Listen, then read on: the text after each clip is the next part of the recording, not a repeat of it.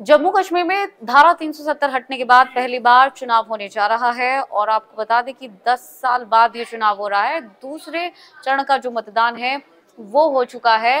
नमस्कार, मैं हूं दीपशिखा सिंह राजपूत और आप देख रहे हैं न्यूज स्टेट का डिजिटल प्लेटफॉर्म। तो मैं आपको बता दूं कि जम्मू कश्मीर में दूसरे चरण का मतदान जारी है और इस चरण के जो चुनाव है इसमें 239 उम्मीदवार ऐसे हैं जो मैदान में है। जम्मू कश्मीर में चुनाव को लेकर काफी उत्साह देखने को मिल रहा है और ऐसा कहा जा रहा है कि जम्मू कश्मीर में रिकॉर्ड तोड़ वोटिंग हुई है।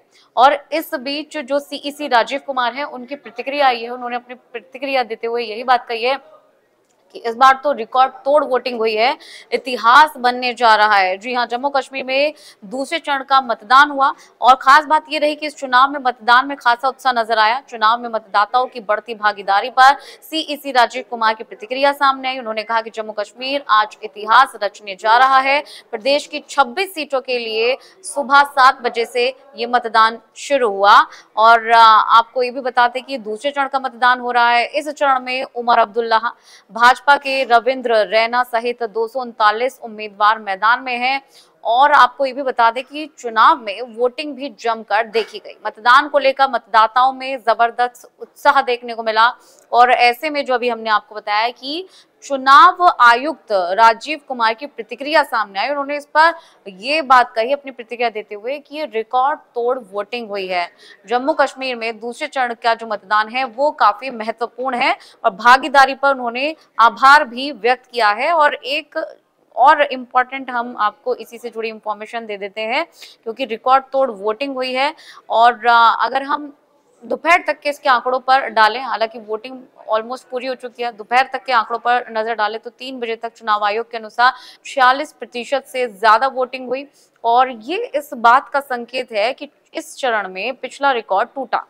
दूसरी तरफ 6 जिलों की 26 विधानसभा सीटों पर हो रहे हैं चुनाव। कई दिग्गजों की साख दांव पर है जिसमें उमर अब्दुल्ला, अल्ताफ बुखारी, रविंद्र रैना, बीजेपी अध्यक्ष तारिक हमीद, कांग्रेस अध्यक्ष शामिल है। यानी कि दूसरा चरण बेहद महत्वपूर्ण है। और इसके अलावा आज के 2 बयान भी, जिसमें पहला बयान उमर अब्दुल्ला ने राहुल गांधी को जम्मू में फोकस करने को कहा, ये दिखलाता है कि जम्मू कश्मीर में इंडी गठबंधन में सब कुछ ठीक नहीं है।